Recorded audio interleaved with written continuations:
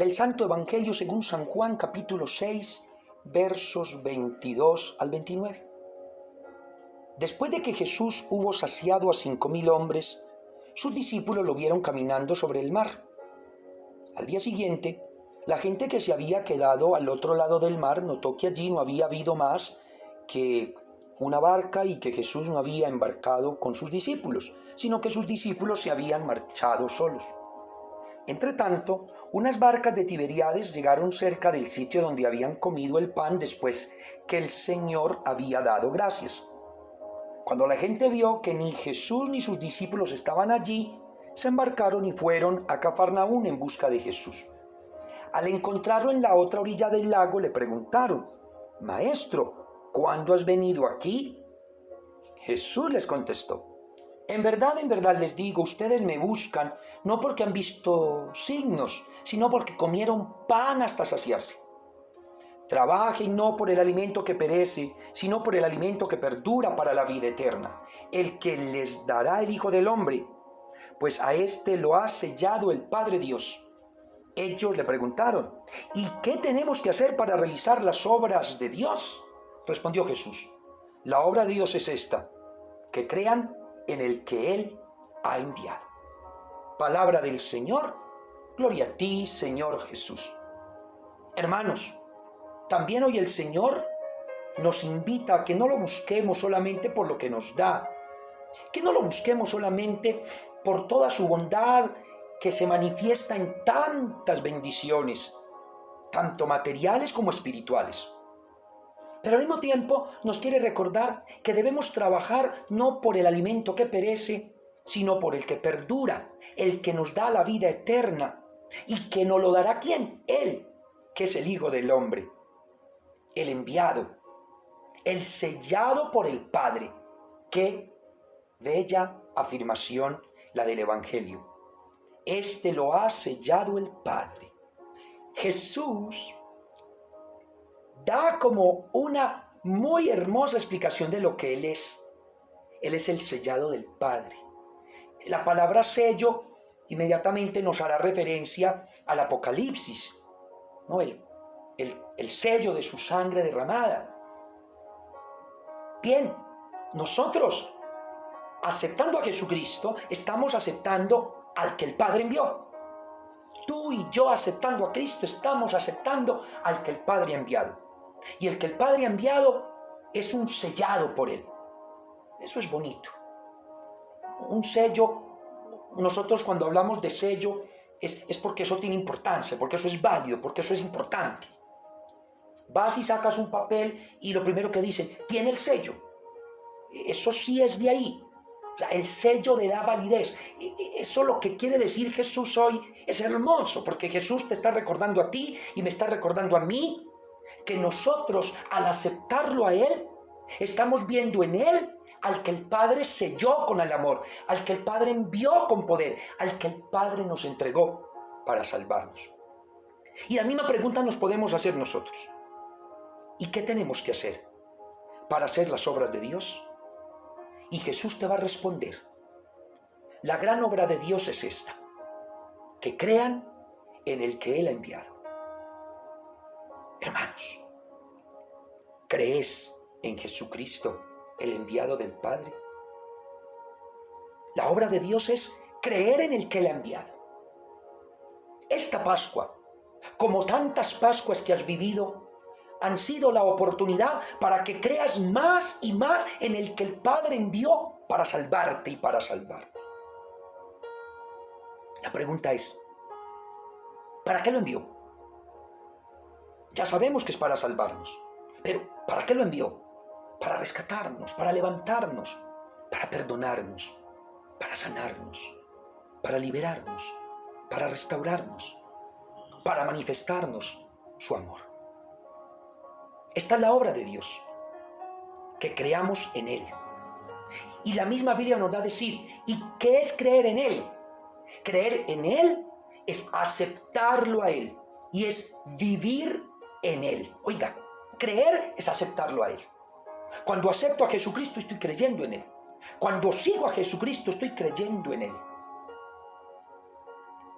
Y nos va a decir también el Evangelio. En esto consiste la vida eterna, en que conozcamos a Jesucristo como el enviado del Padre. Creer es conocerlo. Te pregunto, ¿qué estás haciendo para conocer al Señor? Si lees la palabra, ¿qué estás haciendo para conocer al Señor? Te hablan de un retiro y vas a Él. ¿Qué estás haciendo para conocer al Señor? Oras, ¿qué estás haciendo para conocer al Señor? Aprovechas todos los espacios espirituales que te ofrece la parroquia. ¿Qué estás haciendo para conocer al Señor? Viviendo de su gracia. O al contrario, no estás haciendo nada para conocer al Señor, porque no tienes tiempo. Porque tienes tiempo para todo menos para conocerlo. Y conocerlo significa aceptarlo. Y aceptarlo significa seguirlo. Y seguirlo significa amarlo. Y amarlo significa contarle al mundo la alegría de tener a Jesucristo. Yo sé que tú estás alegre de tener a Jesucristo. Manifiéstalo. Yo te tengo hoy que decir algo que me nace de corazón contártelo. A mí lo que más me fortalece mi fe es compartirla con ustedes. A mí lo que más me hace crecer en la fe es contarle a ustedes, hablar con ustedes, decirles lo gozoso que me siento de haber conocido a Jesús, de estar siguiendo a Jesús, de estar amando a Jesús, de creer que en Él hay vida para mí, vida eterna. Cuando yo cuento esto, a mí me fortalece la fe.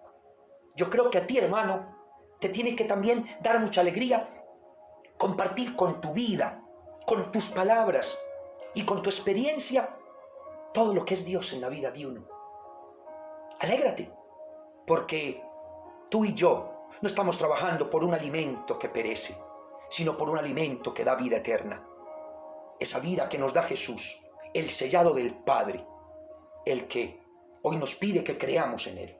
Y creer en Él es conocerlo a Él, aceptarlo a Él, seguirlo a Él, amarlo a Él. A conocer más de Dios. No es difícil, es cuestión de querer. Y tú empiezas a conocer y usted, hermano, empieza a disfrutar de conocer de Dios. Y ni qué decir aceptarlo. Porque cuando uno lo acepta, uno se siente amado, se siente salvado, se siente perdonado, se siente sanado, se siente liberado. Uno no se siente ni juzgado ni atacado, sino que uno entra en una paz que no nos la da nadie. Y por eso lo queremos seguir y lo queremos amar. Amén. Aleluya. Ven Espíritu Santo. Ven Espíritu de fuego, de luz, de alegría. Ven Espíritu Santo y transfórmanos. Ven Espíritu Santo y resplandece en nosotros. Ven Espíritu Santo y enciende en nuestras vidas tu gracia y tu poder. Ven a nosotros, Espíritu Santo. Esclarece nuestras conciencias. Y más en los momentos difíciles de la vida. Ven Espíritu Santo. Danos un corazón generoso y fuerte. Ven Espíritu Santo. Queremos entregarnos al reino de Cristo, al reino del Padre. Ven Espíritu Santo, administranos tu gracia. Ven Espíritu Santo, abre nuestros ojos del alma, es decir, la fe, para ver al Señor. Ven Espíritu Santo. Te damos gracias porque tu presencia siempre está obrando. Ven Espíritu Santo y te damos gracias porque en los sacramentos estás obrando. Gracias Espíritu Santo por obrar en cada uno de nosotros como creyentes. Gracias Espíritu Santo por darnos coraje para vivir y confesar nuestra fe. Gracias Espíritu Santo por ungirnos el día de nuestro bautismo. Gracias Espíritu Santo por ungirnos el día de nuestra confirmación. Gracias Espíritu Santo por ungirnos cuando estamos enfermos y darnos aliento en el dolor y vencer así todo mal. Gracias Espíritu Santo por consagrarnos, por darnos la fuerza e imprimir en nosotros la huella de tu poder. Gracias Espíritu Santo por consagrarnos tus templos. Gracias Espíritu Santo por hacer que mi cuerpo sea tu templo, tu casa donde tú mores. Gracias te sean dadas Espíritu Santo porque impregnas en mí olor de santidad, de gracia y bendición. Gracias, Espíritu Santo, por fortalecerme. Gracias, Espíritu Santo, por consagrarme. Gracias, Espíritu Santo, por ungirme. Hoy tengo sed de ti, Espíritu Santo, de tu presencia, de tu unción, de tu amor, de tu bondad. Hoy tengo sed de ti, Espíritu Santo, y por eso clamo, invoco y pido tu presencia. Amén. Amén. Cuando entramos a meditar el libro de los Hechos de los Apóstoles, estamos entrando en una materia muy fuerte, como les venía diciendo. Miren algunos de los textos que nos van a ilustrar sobre la presencia del Espíritu Santo. Hechos de los Apóstoles 1:8. Hechos de los Apóstoles, capítulo 1, verso 8. Sino que recibiréis la fuerza del Espíritu Santo, que vendrá sobre vosotros, y seréis mis testigos en Jerusalén, en toda Judea y Samaria, hasta los confines de la tierra. Eso lo dijo Jesús antes de la ascensión. Entonces, reunidos los apóstoles, Jesús les dice: ustedes van a recibir la fuerza del Espíritu Santo. Él vendrá sobre ustedes y ustedes serán mis testigos en Jerusalén, en Judea, en Samaria, en toda la tierra. Ya entendemos qué es lo que está diciendo Jesús. Jesús, que ha recibido la potestad del Padre, la autoridad del Padre, antes de irse nuevamente a encontrarse con su Padre de donde vino, les dice a sus discípulos: ustedes van a recibir la fuerza del Espíritu. Él vendrá sobre ustedes para que sean mis testigos. Dos cosas claras quedan allí: que se cumplirá la promesa y que van a recibir la fuerza. Ya el Espíritu Santo allí es visto también como esa fuerza, con una muy clara misión: ser testigos ¿de qué? De su resurrección, ser testigos de su gracia. Y será también ya en el libro de los Hechos de los Apóstoles, en el capítulo 2, verso 1 al 13. Ese es el famoso pasaje de Pentecostés. Al llegar el día de Pentecostés, estaban todos reunidos en un mismo lugar. De repente vino del cielo un ruido como el de ráfaga de viento impetuoso que llenó toda la casa en la que se encontraban. Se les aparecieron unas lenguas como de fuego que se repartieron y se posaron sobre cada uno. Quedaron todos llenos del Espíritu Santo. Palabra de Dios, te alabamos, Señor. El texto es más largo, usted lo puede leer completico en la casa. Hechos 2, 1 al 13. Pero a mí me interesa mucho detenerme en lo que nos dice el texto: es que todos quedaron llenos del Espíritu Santo. Allí aparece la figura de fuego, el fuego. Recordemos que el fuego tiene como tres grandes características. Las vamos a abundar mucho en otros temas, pero desde ya les quiero compartir. Cuando se habla de fuego, el símbolo del fuego es muy interesante, porque vea, el fuego no solamente quema, y no solamente quema para destruir, sino que también cuando algo se quema y se destruye, puede permitir que algo nuevo suceda. Pero también el fuego ilumina cuando hay oscuridad, y el fuego también da calor. Entonces, en esa dinámica de la figura del Espíritu Santo como fuego, se ve como esa línea tan profunda de que el Espíritu Santo, como el fuego, saca lo malo, quema lo malo. Pero también el Espíritu Santo, como fuego, ilumina el camino en medio de tantas tinieblas. Y el Espíritu Santo como fuego da calor. El Espíritu Santo da calor ante los momentos fríos que hay en la vida por una tristeza, una angustia, un temor, un fracaso, una frustración. Uno siente temor, uno se siente como frío, y el Espíritu Santo ahí aparece como el fuego que da calor, que infunde calor de vida en el hielo. ¡Qué figura tan hermosa! Y por eso allí se nos narra en el libro de los Hechos de los Apóstoles de una manera muy puntual cómo los apóstoles quedaron llenos del Espíritu Santo. Incluso se pusieron a hablar en lenguas según el Espíritu les decía. Inmediatamente, en el mismo capítulo 2 de Hechos de los Apóstoles, Pero ya en el versículo 14 y siguientes, Pedro, que ya está lleno del Espíritu Santo, hace la primera predicación. Es el primer gran discurso de Pedro. Pedro va a dar varios discursos en este libro. Pedro va a dar varios discursos en este libro, pero este es muy interesante, porque es el primero. Entonces Pedro, presentándose con los 11, levantó su voz y les dijo, estoy otra vez, Hechos 2, 14. Judíos y habitantes de Jerusalén, que os quede esto bien claro. Presten atención. No están estos borrachos, como ustedes suponen, pues es la hora tercia del día. Esto es lo que dijo el profeta. Sucederá en los últimos días, derramaré mi espíritu sobre toda carne y profetizarán los hijos y las hijas. Y los jóvenes verán visiones y los ancianos soñarán sueños, y yo sobre mis siervos y sobre mis siervas derramaré mi espíritu, haré prodigios y señales. ¡Qué hermoso! Ese texto ya lo habíamos analizado nosotros cuando estábamos hablando del Antiguo Testamento. Es el libro de Joel 3, 1 y siguientes. Pedro toma esa profecía de Joel, que la habíamos leído ya hace tiempo atrás, para decir, hoy se cumple. ¿Cuándo? Con la fuerza que el Espíritu les ha dado a ellos.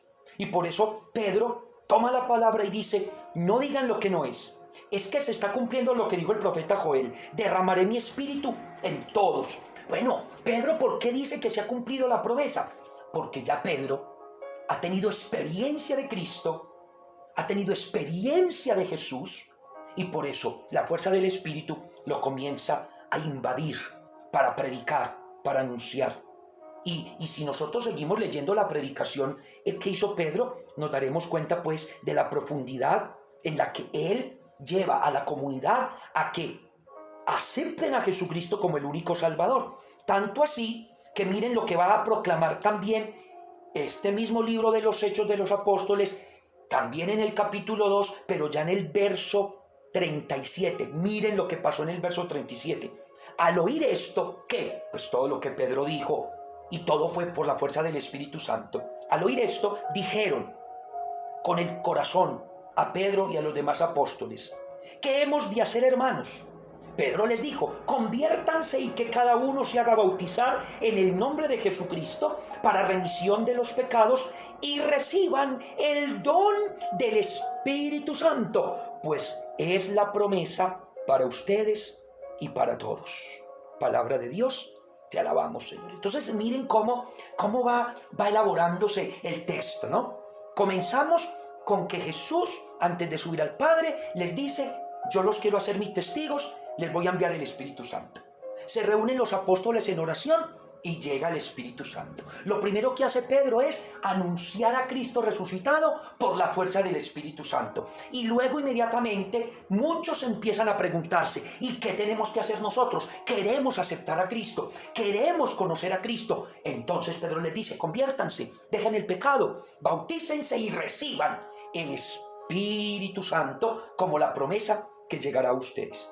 Y así comienzan a fortalecerse lo que llamaremos las primeras comunidades cristianas. Y las primeras comunidades cristianas van a tener muy claro que es por la fuerza del Espíritu Santo que ellos están siendo fortalecidos, siendo acompañados, siendo iluminados.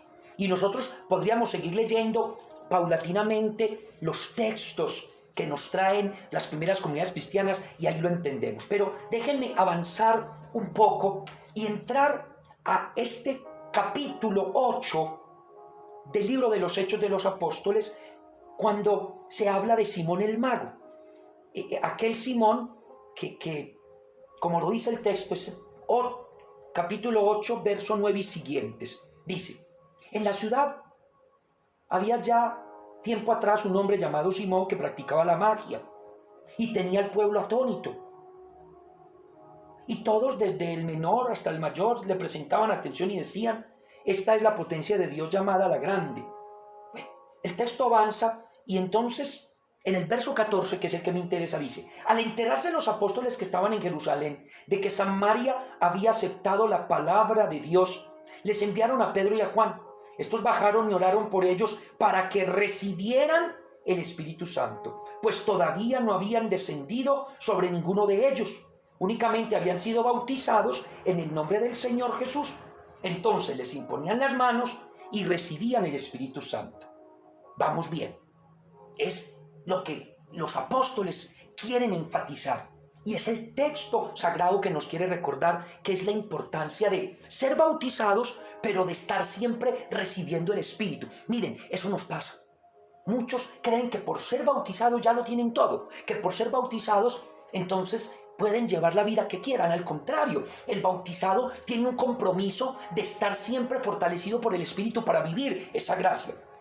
Entonces el verso 18 dice: al ver Simón que mediante la imposición de las manos de los apóstoles se daba el Espíritu, les ofreció dinero diciendo: dadme a mí también ese poder para que reciba el Espíritu Santo aquel a quien yo imponga las manos. Pedro le contestó: vaya tu dinero a la perdición y tú con él, pues has pensado que el don de Dios se compra con dinero. ¡Qué palabra tan profunda! Simón era un hombre acostumbrado a manejar dinero, a pensar que todo se compraba con dinero. Él era mago, y la magia en ese tiempo, como ahora, deja mucha plata. Ustedes conocen que la gente que maneja ese tipo de actividades supersticiosas y mágicas, pues maneja mucho dinero, y lo más triste de todo es que la gente les cree. Pues eso no ha cambiado, eso es desde la época de Jesús y de los apóstoles. Y entonces este hombre, al ver los prodigios y signos que se obraban, pensó que él podía comprar el Espíritu Santo. ¡Qué ignorancia! Pero no se escandalicen. ¿Cuántos hoy también piensan lo mismo? Creen que porque dar una ofrenda entonces tienen derecho a que todo se les tiene que dar. O porque pagan muy buenos diezmos, el Señor les tendría que devolver el 100 por uno ya. O porque son muy religiosos y cumplidores, entonces tendrían derecho a recibir todas las gracias, y de pronto no nos damos cuenta que es que no se trata de eso, se trata de algo más profundo. Es que no se trata de ver el Espíritu Santo como un acto mágico. Miren que Simón dice: denme a mí ese poder que se llama Espíritu Santo, para que cuando yo imponga manos, entonces sucedan muchas cosas a los que yo les haga esa imposición. Pedro le contesta con fuerza: tu dinero te va a perder a ti y todo lo que estás haciendo. ¿Cómo piensas que el don de Dios se compra con dinero? ¿Cómo que el Espíritu Santo se compra con dinero? En este asunto no tienes tu parte ni herencia, pues tu corazón no es recto delante de Dios. Primero, arrepiéntete de esa maldad. Ruégale al Señor que te perdone ese pensamiento, porque veo que estás en miel de amargura y atado a la iniquidad. Simón respondió: rogad al Señor por mí, que no venga sobre mí ninguna de esas cosas que ustedes dicen. Ellos, después de haber dado testimonio y haber predicado la palabra del Señor, se devolvieron a Jerusalén evangelizando muchos pueblos samaritanos. Palabra de Dios, te alabamos, Señor. Veamos nosotros también entonces al Espíritu Santo como el don de Dios, y como es un don de Dios es sagrado. El Espíritu Santo no se manipula, es Dios. El Espíritu Santo no se compra ni se vende, es Dios. El Espíritu Santo no es algo que se vuelva una cosa. Por favor, hermanos. A veces yo veo que muchos grupos creen que porque tienen alguna misión especial, y sí, el Señor da misiones muy maravillosas a muchos cristianos y a muchos católicos, pero cuidado con pretender que entonces poseemos el Espíritu Santo y somos los únicos dueños. No, eso es fanatismo, eso es proselitismo. Y el Espíritu Santo no es para hacer fanatismo ni proselitismo. El Espíritu Santo no es para yo decir solo lo que digo yo, solo como lo digo yo, y eso es como a mí me parece. O para pensar que es a mi estilo. No, la fuerza del Espíritu no se puede coaccionar. Miren cómo el Espíritu Santo llega, pero para que llegue tiene que haber una rectitud de intención, tiene que haber arrepentimiento, tiene que haber encuentro con Jesús. Simón el mago pensó que era simplemente un acto mágico. ¿Cuántos de nosotros pensamos que la acción del Espíritu Santo es eso, un acto de magia? ¿Cuántos creemos que cuando el sacerdote impone las manos es un acto de magia? ¿Cuántos creemos que con que el sacerdote me imponga las manos, entonces ya todo está dado, todo está hecho? ¿Cuántos de una manera ignorante y equivocada pretendemos comprarlo de Dios, manipularlo de Dios, utilizar lo sagrado? No es así. La acción del Espíritu es el mismo poder de Dios. La acción del Espíritu Santo es el don altísimo. Valoremos ese don maravilloso del Espíritu Santo que se nos ha dado y que lo estamos revitalizando, que lo estamos clamando, que lo estamos avivando. Y no cometamos el error de Simón, de pretender que lo espiritual se compra con dinero o que lo espiritual se manipula.